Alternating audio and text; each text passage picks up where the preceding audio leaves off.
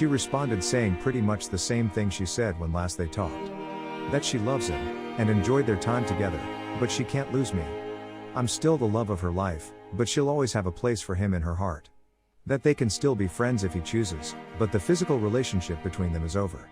He begged her to see him one last time that week, and yep, you guessed it, she said yes. One more for the road, right?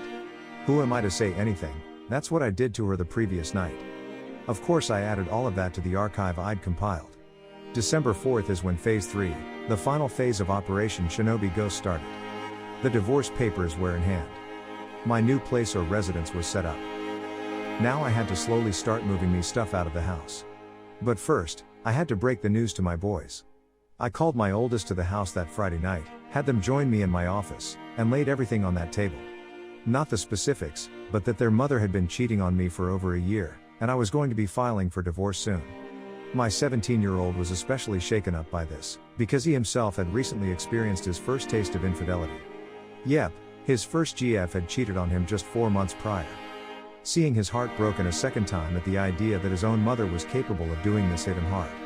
My oldest took it a lot better, and suggested taking his brother in to live with him until this blows over, to which I agreed. We packed up some of his stuff, and he asked me was I gonna be okay.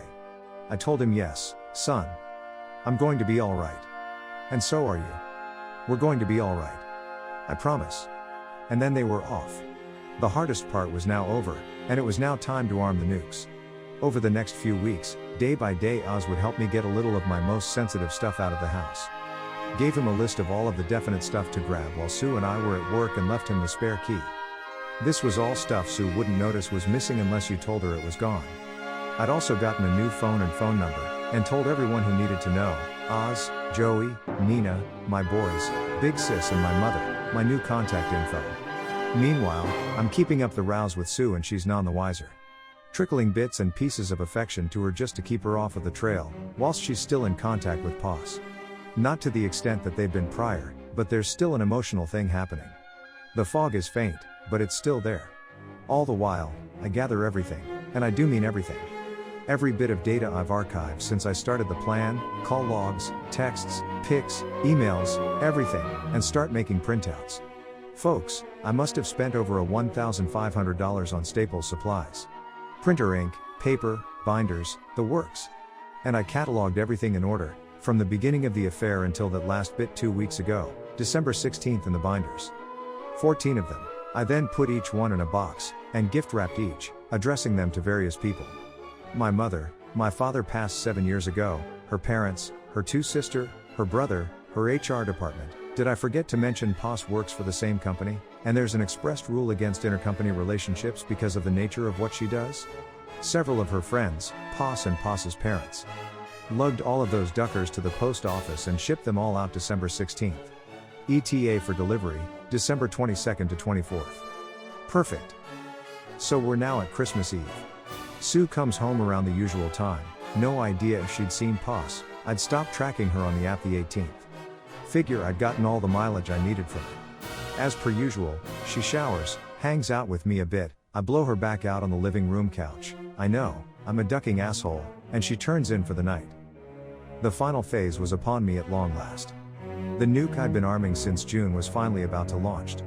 In the middle of the night, I woke up and wrapped up one of the 3 remaining binders, with the divorce papers taped to the inside cover, and set it on my side of the bed with a note that said Merry Christmas on it. Next to it I left my old phone, and the business card of my lawyer.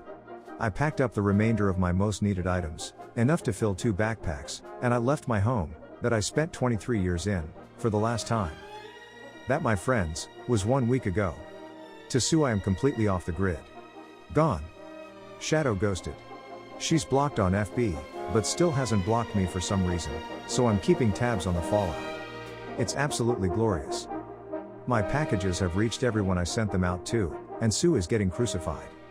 Her youngest sister completely dressed her down. Both of her parents have condemned her. My mom absolutely destroyed her. Like holy shit, I know my mom has a mean streak, but the things she called Sue are unducking holy. She's been frantically trying to find out if anyone knows where I am, but those that do, aren't saying a word. All over her FB feed she's desperately trying to reach me, because I'm guessing she knows I'm likely looking. But I'm not saying a ducking word to her without my lawyer present. That'll be the next time I share oxygen with her. She's got no way of spinning the narrative to paint me as the bad guy, because I've exposed her to everyone who matters to her.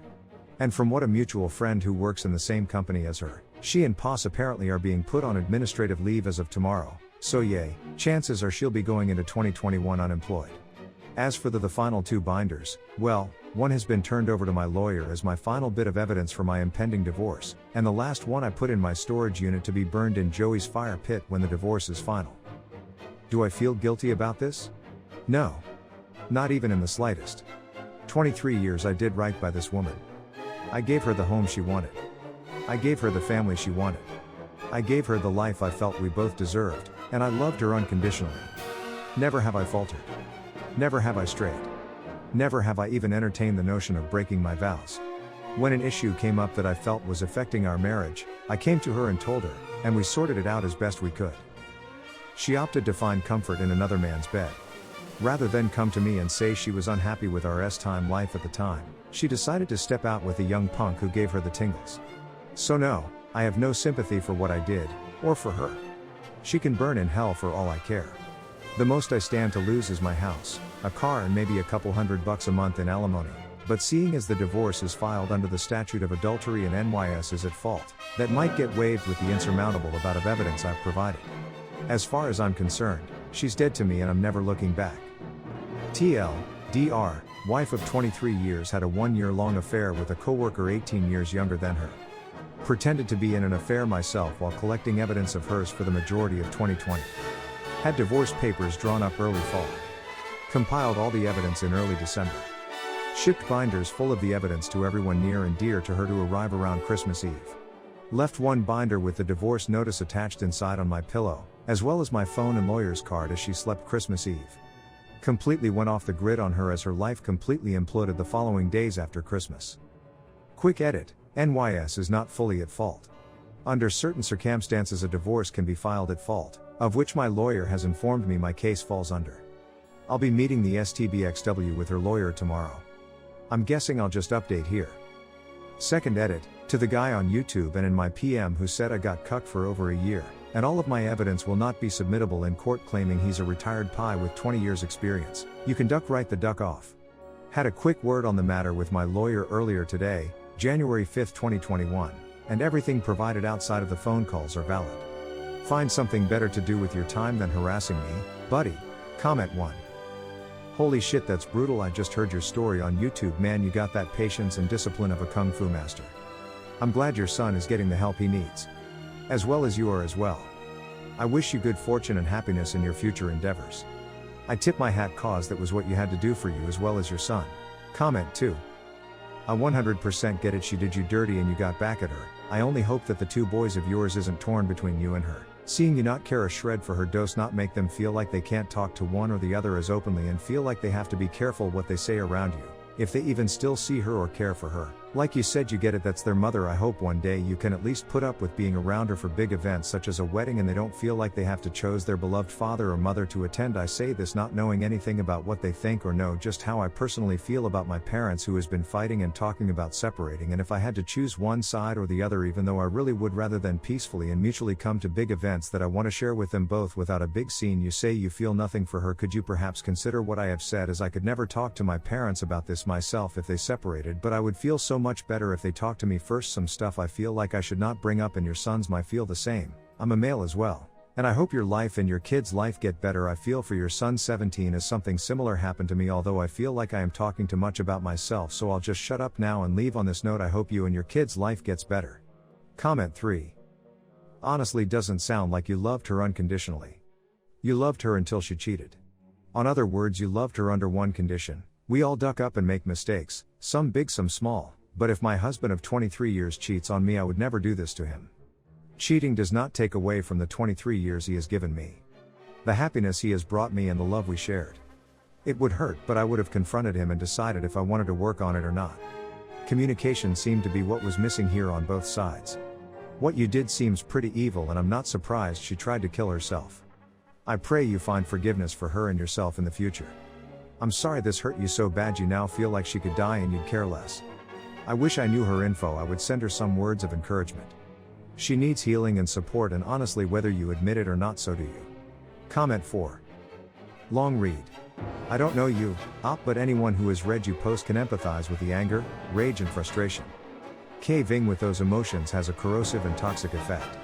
Even though you had friends, confidants and social support, you might want to ask the people around you what they think of your current happiness and emotional well-being. The true revenge is living well and being able to let go and rise above past harms, i.e. forgive, but never forget. I hate to sound like a broken record and mention therapy, but I wonder if some action on your part might not be needed to address your pain and trauma. Good luck starting the next phase of life. Comment 5. I would personally just step away for at least a year or so and take some time to cool down and heal. While what she did was wrong and inexcusable, I wouldn't let it affect the life of your sons. She is still their mother. Somewhere along the line you're both going to have to be in the same building, like when you attend graduations, birthdays, weddings, etc. Especially if you have grandchildren. Even if you don't have anything to do with one another, it would be wise to make sure you are able to not let it spill into other areas. Wouldn't want you to miss out on any of it. I will admit though, you got her good and gotta admire your patience. You bided your time well and made sure to cover yourself in the legal sense. From what I know, that isn't easy for the men, but you sir pulled it off, and very well, I might add. Either way, I wish you the best. Thanks you for watching Everyday New Movies. See you soon.